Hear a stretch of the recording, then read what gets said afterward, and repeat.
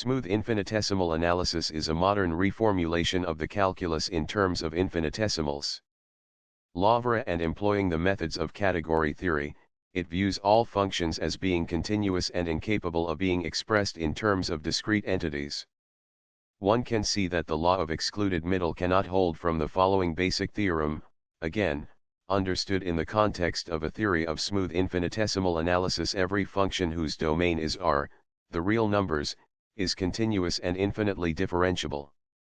If the law of the excluded middle held, then this would be a fully defined, discontinuous function.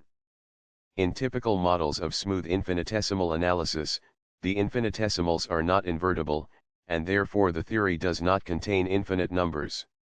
Other mathematical systems exist which include infinitesimals, including non-standard analysis and the surreal numbers.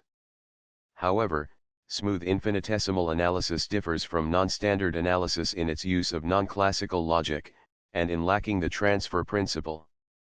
Statements in non-standard analysis can be translated into statements about limits, but the same is not always true in smooth infinitesimal analysis. Intuitively, smooth infinitesimal analysis can be interpreted as describing a world in which lines are made out of infinitesimally small segments, not out of points. These segments can be thought of as being long enough to have a definite direction, but not long enough to be curved. The construction of discontinuous functions fails because a function is identified with a curve, and the curve cannot be constructed pointwise. We can imagine the intermediate value theorem's failure as resulting from the ability of an infinitesimal segment to straddle a line.